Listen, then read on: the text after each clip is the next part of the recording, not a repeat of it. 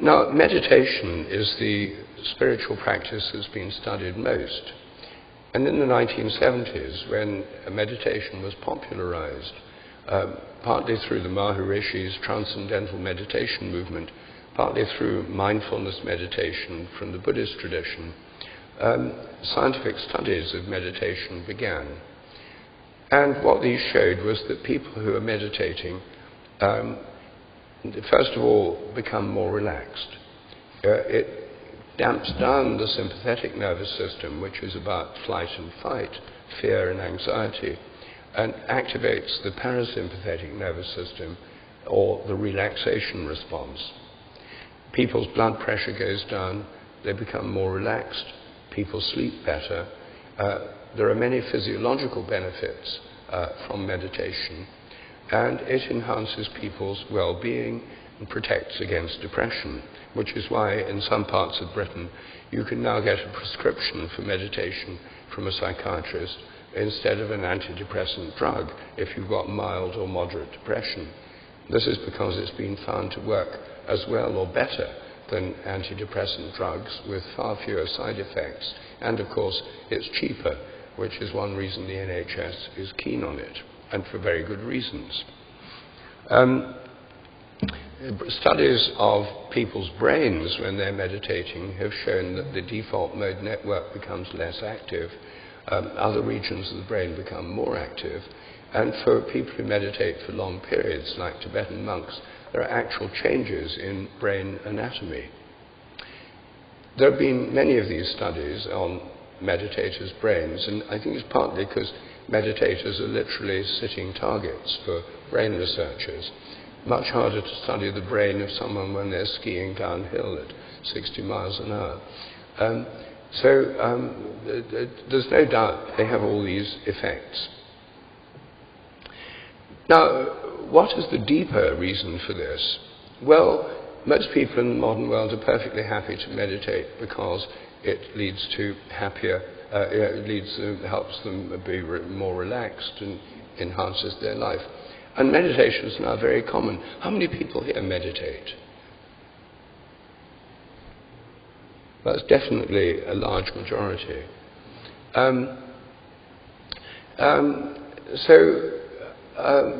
The reasons for it, though, in the Hindu and Buddhist traditions, and in the Sufi tradition, where there's also meditation, and in the Christian tradition, where contemplative prayer has been carried out in monasteries and convents for at least 1,500 years, and in the Eastern Orthodox Church, where The Way of the Pilgrim is a famous book which describes the Jesus prayer, which is a common meditative mantric practice in Eastern Orthodoxy.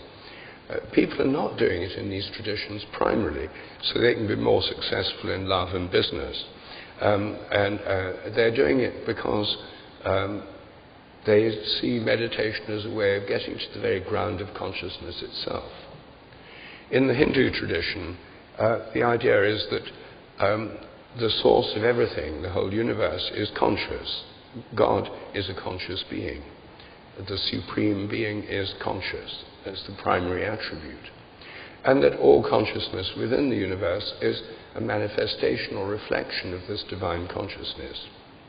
A familiar analogy that the Hindus use is buckets of water at night.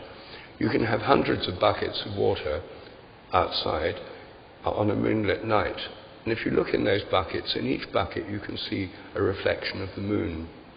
And it looks as if there are lots and lots of different moons. But actually there's just one moon reflected in each bucket. And so they say the one consciousness is reflected in each of us and in all other conscious beings in the universe. And through meditation, by coming to the ground of consciousness itself, you can come into contact with the ultimate divine consciousness, which is inherently blissful, which is why mystical states are usually blissful, supremely joyful, and enormously powerful. Now, of course, most people, when they meditate, including me, don't reach those states all the time. In fact, for me, they're rather rare. Most of the time, I still have thoughts going through my mind. I try and I pay attention to my mantra. and don't become attached to them. They float through the mind. The attachment can go down. I see it as kind of composting this inner dialogue and these thoughts. But there are moments when it can be, can be moments when there's this sense of great peace, connection, and joy. So for atheists who meditate, it's all just about changing the way the brain's working. For those of us who are not atheists, it's about opening our consciousness to a greater consciousness. And I think that some atheists who meditate through their own experiences may actually change their view of consciousness. After all, the idea that consciousness is nothing but the brain is something most people accept on blind faith. No one's ever proved it. It's simply part of the materialist worldview. And when Sally referred to blind faith in religions, I myself am a practicing Anglican. I meet very few Anglicans who have blind faith. But the minute I enter a scientific institution, I find lots of people with blind faith, particularly blind faith in the materialist assumption that the mind's nothing but the brain. Well, we have a choice.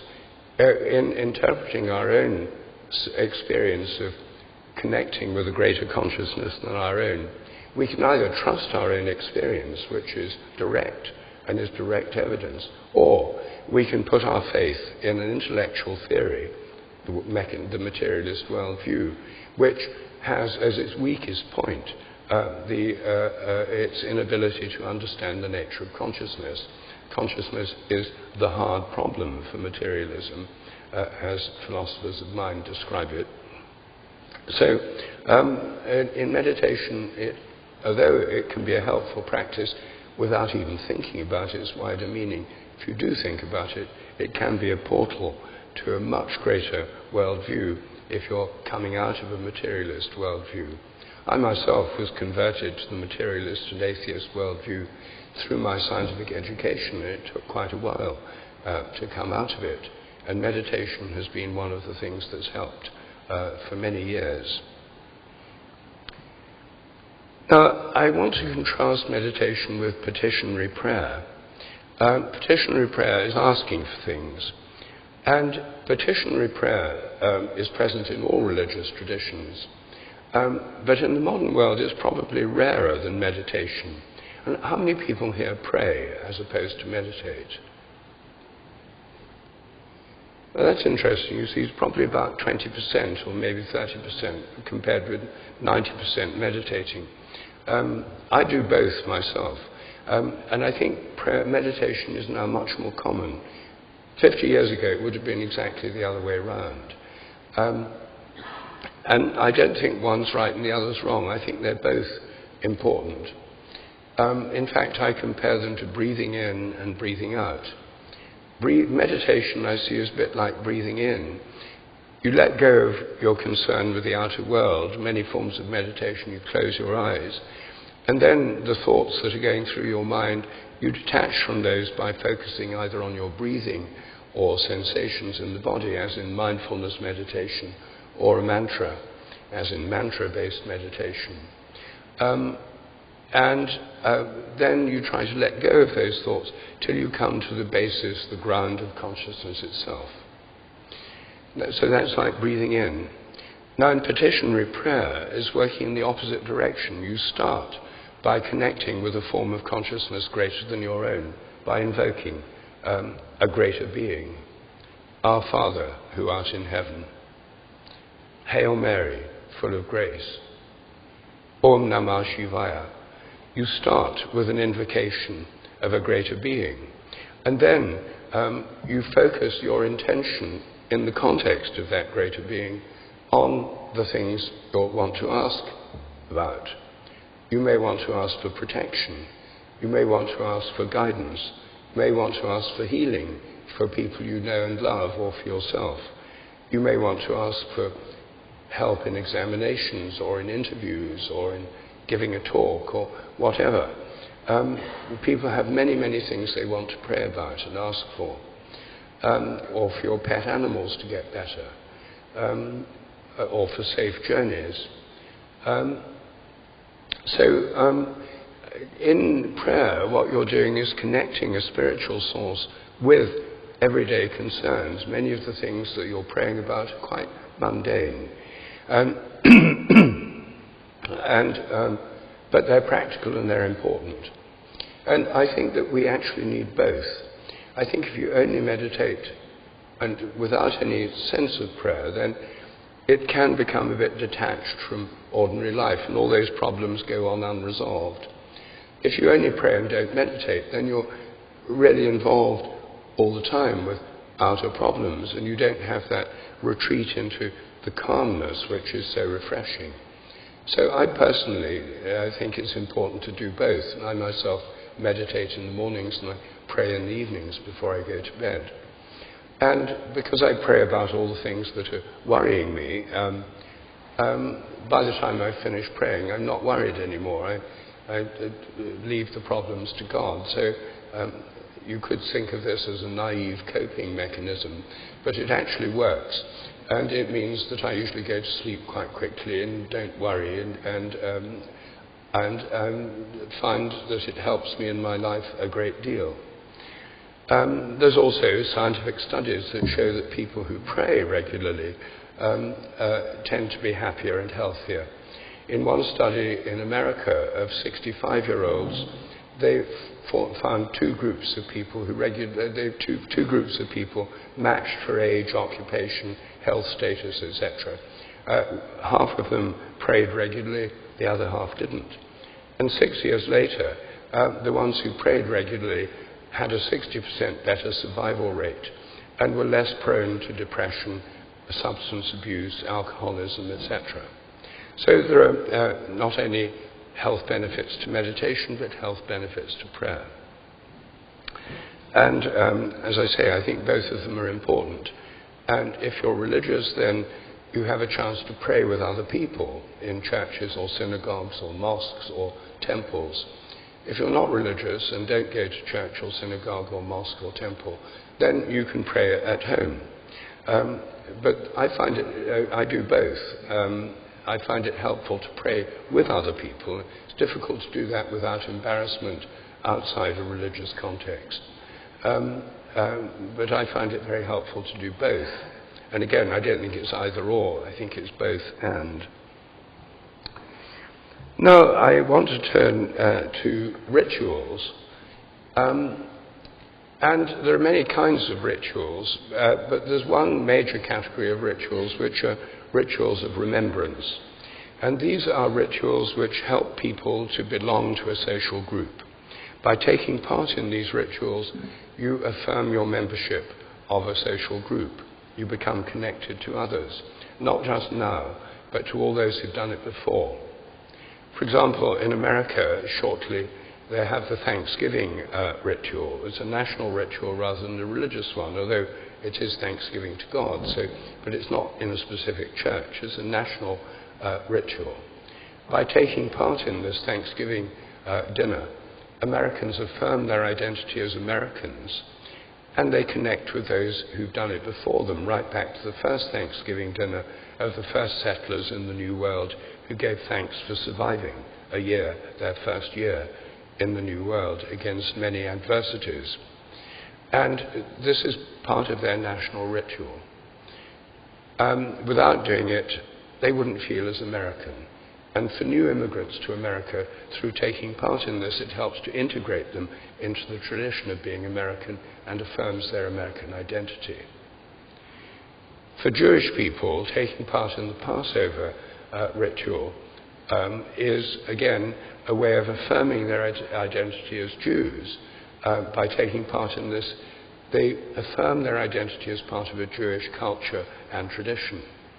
And in the Passover dinner, there's always the telling of the story of the first Passover on that fateful night in Egypt, when the Jewish people, under Moses' instructions, killed a lamb and smeared its blood on the lintels and the doorways of their houses to protect them, and then ate it in haste with bitter herbs, because that night the firstborn of the Egyptians and of their cattle were killed, and they were spared, they were passed over And then the fairies said, "Go, I don't want you here anymore." And it was the beginning of their journey to freedom through the wilderness to the promised land. And that story is reenacted every year in the Passover dinner with lamb and bitter herbs and the telling of the story. The Christian Holy Communion itself, a Passover dinner, reenacts the Last Supper of Jesus with his disciples. And those who take part in it enter into communion with those who are sharing that meal with them. It's a shared meal, a sign of communion or eating together. And are also connected with all those who've done it before them, right back to the first Holy Communion, and with those who will do it afterwards. So rituals connect us across time with the myth, the founding story of the group, with other members of the group, and with all those who've done it before. In every culture we find rituals, and rituals have a conservative character. The ritual has to be done in the right way, and the ritual languages are very often very conservative. The rituals of Brahminic India are in Sanskrit. The rituals of the Russian Orthodox Church are in Old Slavonic. Jewish rituals are in Hebrew. The rituals of the Coptic Church in Egypt are in ancient Egyptian, the only form in which that still survives today. And the ritual gestures are also conservative, and the format of the ritual. Why should this be so? Well, I think there's a scientific basis for this. This is in my own hypothesis of morphic resonance. I don't have time this evening to go into the nature of this hypothesis. I'll just very briefly summarize it. I know it's provocative and so on, and if you're not familiar with it, it's going far too fast. But for those who aren't familiar, I just want to give a flavor. It's basically the idea there's a memory in nature. Nature is governed by habits, which build up as the cosmos evolves. The conventional scientific theory is that all the so-called laws of nature were there at the very moment of the Big Bang, like a kind of cosmic Napoleonic code, and they've never changed since then. What I'm suggesting is that they actually evolve along with nature, and the word law is intensely anthropocentric. Only humans have laws. Modern science is deeply anthropocentric, obsessed with human metaphors, laws and machines. Only humans make machines. Habit is a much more general metaphor. Lots of creatures have habits, not just us. And so I think there's a kind of memory in nature. Each species has a kind of collective memory, a bit like Jung's idea of the collective unconscious. And when Sally reminded us about Jungian archetypes, I would see those as examples of this collective memory in our collective unconscious. So the process by which this memory works is, according to my own hypothesis, called morphic resonance. Morphic means shape or form. Resonance means an automatic connection with similar patterns of vibratory activity. So anything similar in the present will resonate with previous similar things in the past. So a baby giraffe, as it grows up, will resonate with previous giraffes. When it's an embryo, it resonates with the form of previous giraffes and takes up its shape, its form, and then later it takes up the instincts of giraffes by a kind of collective memory. The genes enable it to make the right proteins, but they don't explain its form or behavior. This is obviously a controversial theory, but it sheds a lot of light on rituals, because by doing rituals as similarly as possible to the way they've been done before, then I think the people who are doing them come into morphic resonance with those who've done them before, and there's literally a presence of the past through the ritual, which is just what people think they're doing when they're carrying out rituals.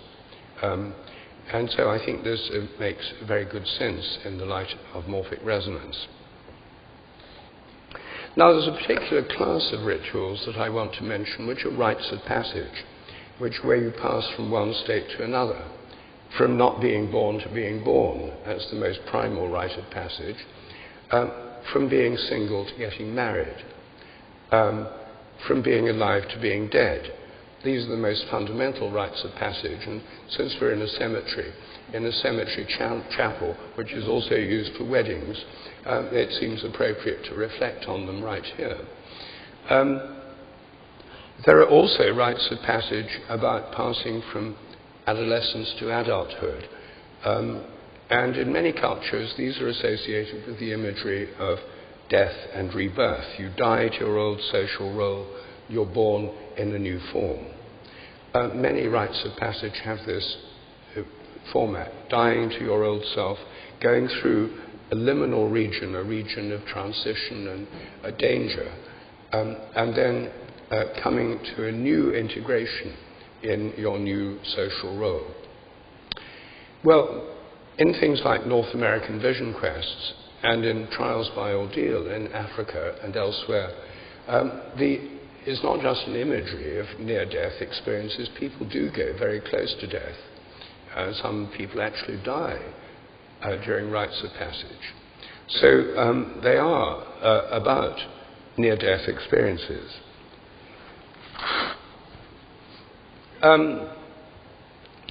So we actually know a lot more about near-death experiences now than people did before, thanks to scientific studies. Near-death experiences are much more common than they ever were before, thanks to modern medicine. Many people who would have died of coronary failure or of accidents don't die now. They're resuscitated thanks to modern medicine, accident and emergency rooms, and coronary resuscitation. And many people who've been resuscitated say they've had near-death experiences. Typically, as many of you will know, they find themselves floating out of their body, looking down at an operating table or the scene of the accident, and then, in a second phase, going through a tube or a tunnel and emerging into a realm where they feel blissful, joyful, it feels filled with love. They often meet beings of light, sometimes deceased relatives, and they feel utterly blissful.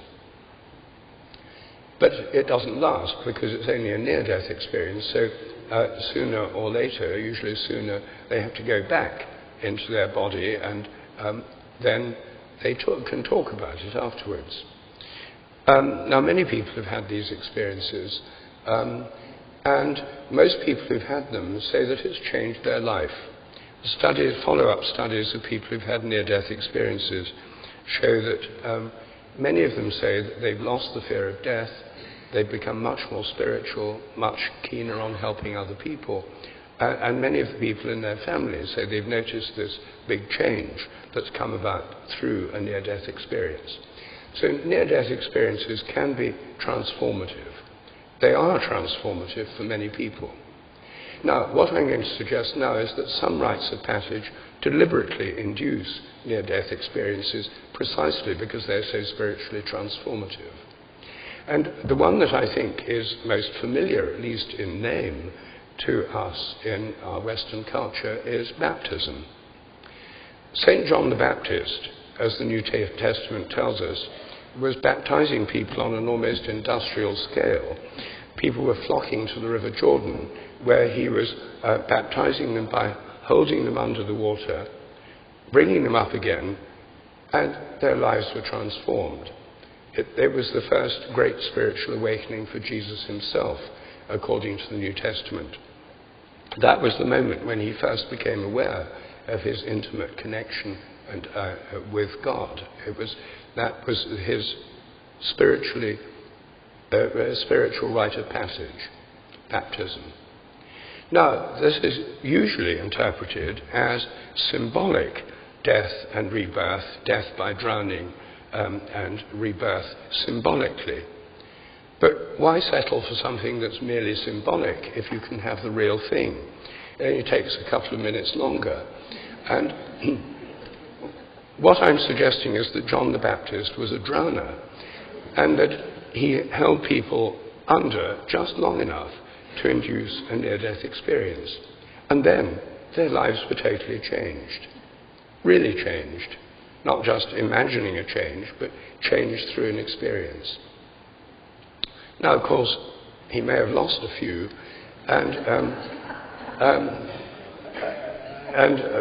but by the time Jesus came along, he was very experienced and really knew what he was doing. But that was before liability litigation. And so I think that when we see it in the light of a near-death experience that was induced, deliberately induced as a rite of passage, it makes complete sense. Within a few generations, the early Christians had stopped this form of baptism. They went in for infant baptism and sprinkling water on babies, or in the Orthodox Church, immersing the baby, but very briefly. So this was lost, this particular rite of passage. But in the ferment of religious fervour in the Reformation, one group of people, the Anabaptists, reinstituted this. They read the New Testament, they saw that this was something that had been done, and they wanted to do it again. And they started baptizing by total immersion. And the Anabaptists were unique among Christian groups at the Reformation, and that they went around, most members of their group had undergone a personal transformation, a deep mystical experience. What they said was that they died, they'd seen the light, and they'd been born again. I think they really had. And I think for them this was a really powerful experience. It didn't go down well with Orthodox churches, either Protestant or Catholic, and they were persecuted all over Europe, which is why, as soon as they could and the opportunity arose, many of them emigrated to America, where they founded the Baptist churches that still exist there, including the Mennonites and the Amish. And these are the groups of Christians which still to this day talk about dying and being born again and seeing the light. You very rarely hear Anglicans or Catholics talking like that, but Baptists talk like that all the time, because for them this conversion experience as a rite of passage is a living tradition. How many today still go to the point of nearly dying in baptism? I don't know. It would be a very interesting study. I rather suspect that health and safety regulations, fear of litigation, etc., probably greatly diluted this. But I think that the history of Anabaptists and Baptists in the past suggests this was something that really was going on. Now, we've now lost that sense of rites of passage, and I think that's one reason that they've been reinvented or have come back through psychedelics. Many young people today take psychedelics, often in very ill-advised circumstances, because they want to experience a change, a transformation of their minds. When I was at Cambridge, I was a Don at Cambridge in 1970, I first took LSD. At that time I was an atheist and a materialist. And I had an experience which was completely mind-blowing. It totally expanded my mind, and nothing in my scientific education had prepared me for this. And it made me think about the nature of consciousness as never before. And it's one reason I took up transcendental meditation. I wanted to explore consciousness without the need for drugs. I had a kind of near-death experience. I felt I was dying. Then I felt myself coming up through water, breaking out of the surface. Everything was blissful, joyful, beautiful, serene, unbelievably wonderful. And in his study of LSD experiences in the 1960s and 70s, Stan Grof, a Czech psychiatrist now in California, studied more than 2,500 people who'd taken LSD and found that many people had had near-death type experiences with it that had been profoundly transformative in their lives. So I didn't know anything about Stan Grof at the time, but it certainly happened to me. The psychoactive compound DMT, dimethyltryptamine, is faster and more intense in its action than LSD. And many people who take LSD, with DMT, have near-death type experiences. So do some who take ketamine in high doses under proper controlled conditions. So I think that what's going on today is that quite a lot of people are actually having conscious rites of passage that are shocking them out of a kind of materialist worldview and their blind faith in materialism through psychedelics. And of course they have dangers, and of course they're often done in very bad conditions. It would be much better if people did them under proper supervision, like a real rite of passage, with a ceremony of reintegration at the end of it. But this is actually now happening. There are now legal psilocybin retreats in Holland where magic mushroom sclerotia, the underground part of magic mushrooms, are legal. And the British Psychedelic Society organises weekend retreats. You go to a nice rural retreat centre, there's an experienced leader, you meet members of the group, you prepare for it, you take the mushroom, then you have time to journal, to write down what's happened, to small group discussions, reintegration, and then you're back at work on Monday morning in England. These in a more religious context, ceremonies involving psychedelics are probably most common in the context of ayahuasca, a shamanic brew from the Amazon that contains DMT and an inhibitor of monoamine oxidase that makes DMT effective by mouth, which normally it isn't. Thousands of people go every year to Peru and elsewhere in Latin America for shamanically guided ayahuasca experiences. And there's also, interestingly and surprisingly perhaps, ayahuasca churches which have emerged in Brazil. Catholics sent missionaries into the Amazonian region where the indigenous people traditionally took ayahuasca as a psychoactive, shamanic substance for healing and for visions and for rites of passage. And within a few generations, what evolved is psychedelic churches. Santo Daime is the best known of them. There's another one, Union de Vegetal, but there are other ones too. The Santo Daime Church is explicitly Christian, and in its ceremonies, which I have been to myself, it starts with prayers. Then there's a communion, a kind of chalice with the brew, and people go up one by one and take the ayahuasca ritually within the ceremony. And then the whole group sings together and stays together. It's not individual tripping. There are periods of quiet and concentration, but it's a collective celebration which is very bonding for those who are present. It makes this psychoactive substance part of a religious ritual with a kind of visionary quality. And in this case, it's specifically in a Christian framework. Since I'm a Christian and I'm interested in psychedelics and I'm interested in an animist worldview, Santo Daime ticks all the boxes.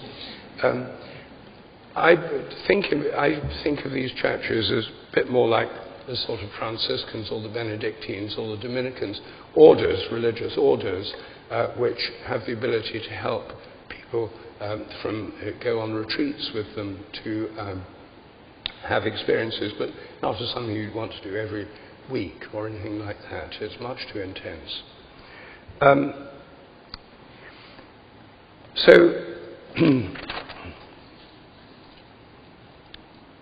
Finally, I just want to mention pilgrimage as a spiritual practice. Pilgrimage occurs in all religious traditions. In India, there are many pilgrimages to the source of the Ganges, to holy caves, to the river Ganges in Varanasi, to temples, to sacred trees. The whole of India is crisscrossed by pilgrim routes, and when you're in India, as I was for 7 years, you often see pilgrims on their way to one of these holy places. Muslims, of course, famously go to Mecca at least once in their life if they can, and also go on pilgrimages to shrines of Sufi saints, dargahs, and other holy places. Buddhists go to the birthplace of the Buddha, his place of enlightenment, and so on. And Christians, in the Middle Ages especially, had many holy places. Here in England, which, like modern India, was crisscrossed with pilgrimage routes. The most important was at Canterbury, the shrine of St. Thomas Becket.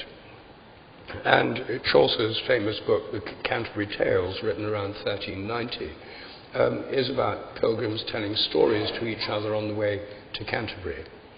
Our Lady of Walsingham, the shrine in Norfolk of the Black Madonna, was another of the great centres in Britain. And there were many other holy places that were centres of pilgrimage as well. But all this came to an end in 1538, when the government of Henry VIII, as it reformed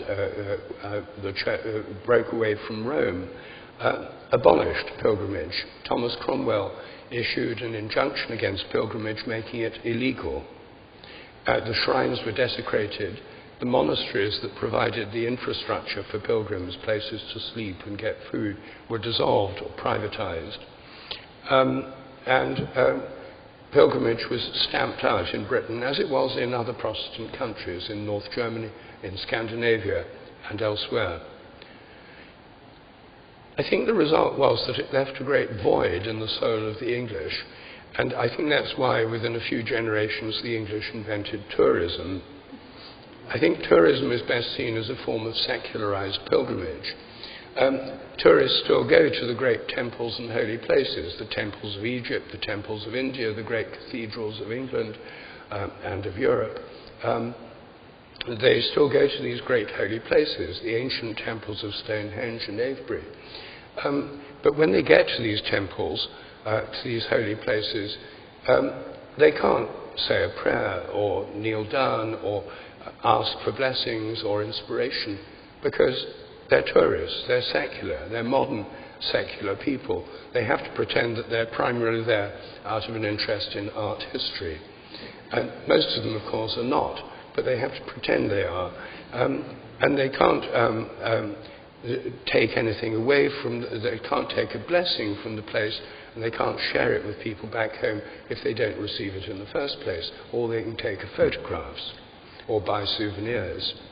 So I think tourism is actually a form of frustrated pilgrimage. And I think one of the simplest paradigm shifts for the modern world is to stop being a tourist and become a pilgrim again. That means going to a holy place with an intention, something you want to pray for or give thanks for or ask for inspiration. To go with an intention and make an offering, so that it's a sacred journey, not just a trip.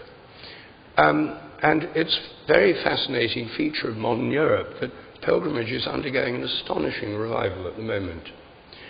In the 1980s, the great pilgrimage to Santiago de Compostela in Spain was revived by a group of enthusiasts who got the infrastructure in place for this pilgrimage. In 1987, 1,000 people walked there on the Camino. Last year, it was 300,000. And lots of people go on these pilgrimages who are not devout Catholics. In fact, many people who go on them are agnostic or spiritual but not religious. They're going because it's a physical expression of a spiritual journey. And it's something that makes sense for many people. And Santiago has triggered off a revival of pilgrimage all over Europe. In Scandinavia, the great pilgrimage from Oslo to Trondheim, the shrine of St. Olaf in Trondheim Cathedral, has been reopened over the mountains, and many people are now walking that from all over Scandinavia. Here in Britain, the British Pilgrimage Trust, of which I'm a patron, is reopening the ancient footpath route to Canterbury from Winchester or Southampton, the old way, 19 days, and getting in place at the moment the infrastructure, so there are places to sleep at night, preferably low-cost places. Many medieval churches along the route have already agreed that pilgrims can sleep there in these medieval churches. They're called sanctuary churches. You have to take your own sleeping bag and pad, of course, but it's a very, very much cheaper option than Airbnb or a local inn. Less comfortable, of course, but it is a pilgrimage. Also, just last week, the British Pilgrimage Trust released details on the British Pilgrimage website, britishpilgrimage.org, of one-day pilgrimage routes to all the cathedrals in Britain. And this is a very accessible and easy way to do a pilgrimage. I myself do it every year with a teenage godson, when he was 14, I didn't know what to give him for his birthday, which is in June. And I didn't want to give him stuff. I stopped giving stuff because most people have got too much stuff. I now try and give experiences instead. And I thought, what might be suitable? So I said to him, look, my offer is this. We take the train from London to a village called Chartham. We get off at a small request stop in this village. We then walk the last 8 miles of the North Downs Pilgrim's Way to Canterbury through meadows, orchards and woods on footpaths. We visit the healing well of the Black Prince, about 2 miles from Canterbury. We then walk into Canterbury. We walk round the cathedral, circumambulating it before going in, which is what you do in India. You always walk round a temple first to make it the centre. I said, then we go in, we go with an intention. We light candles at the shrine. We say our prayers and make our requests. Then we have a cream tea. Then we go to choral evensong, this beautiful evening service sung by the choir in all our English cathedrals every day, or practically every day, weekdays included. And then we go home. I said, would you like to do that? Without hesitation, he said yes. And we had the most blissful day. And then when he was 15, we walked to Ely Cathedral from Waterbeach, getting off the train at Waterbeach along the towpath of the Cam, the River Cam. When he was 16, Lincoln, 17, Wells, 18, Winchester, and this year 19, Chichester. In each case, following a similar thing, walking 7 or 8 miles on footpaths. Blissful connection with the countryside just works much better than just a stroll or a ramble in nature, because you somehow feel much more connected to the place. And then these marvellous cathedrals, which are kind of portals for the divine. I like all sacred places in all traditions. They're joint meeting places of heaven and earth. So if any of you feel inclined to do this, I'd strongly recommend a one-day pilgrimage as an easy way into this pilgrimage experience. If you go to britishpilgrimage.org, you can find a mouth-watering selection of routes. And here, near Bristol, there's one to Bristol itself, to Bristol Cathedral. There are also wonderful pilgrimages. There's one to Bath, a water pilgrimage to Bath that takes in holy wells and all the way to Bath. There's a pilgrimage to Wells and to Glastonbury, and indeed there's one that goes from Glastonbury to Wells or vice versa. And I must say the Wells pilgrimage is particularly powerful because in the Bishop's Palace garden there are these 7 holy wells that come out of the ground, welling out of the ground, that's why it's called Wells. Just by the east end of the cathedral was built in this place of sacred springs, of sacred waters. And to visit those first before going into the cathedral is well worth doing if you do go to Wells. You have to go into the Bishop's Palace gardens to find them. But there's a tea room there as well, so you can kill 2 birds with 1 stone. So anyway, these are all different practices that any of us can do. And you don't have to sign up to a belief system to do these pilgrimages, or indeed any of these practices except the explicitly religious rituals. And even choral evensong, which is a ritual, you don't need to sign up to a belief system. Many people go to choral evensong just because it's so beautiful, to be in a sacred space, beautiful music echoing through it, well-trained choir, lovely organ music, free of charge. And even Richard Dawkins says that choral evensong is his favourite service. And with the British Pilgrimage Trust, in the guided pilgrimages that are organised by the Trust, one of the slogans is, bring your own beliefs. So this is very open to anyone. So I think I've said enough to give a sense that there's a tremendous range of spiritual practices, and because these scientific studies have shown, illuminated them and shown their benefits on the whole, and also more about how they're actually working physiologically, We're in a state here where science and spirituality are not in conflict at all. They're complementary, they're converging in a way that's so much more interesting and mutually beneficial than old-style atheist versus believer-type arguments, each side accusing the other of dogma. This is not about dogma, it's about experience. And experience is much less controversial than dogma, and all religions are primarily rooted in experience. I mean, Jesus didn't get to where he was by doing a PhD, nor did the Buddha. They're rooted in experience. And I think we're at the beginning of a whole new phase of spiritual evolution right now, precisely because of the accessibility of so many spiritual practices and the scientific study of them, and this convergence of science and spirituality that's going on around us. It's quite recent, but it's gathering pace all the time. So that was the message I wanted to bring to you this evening. Thank you.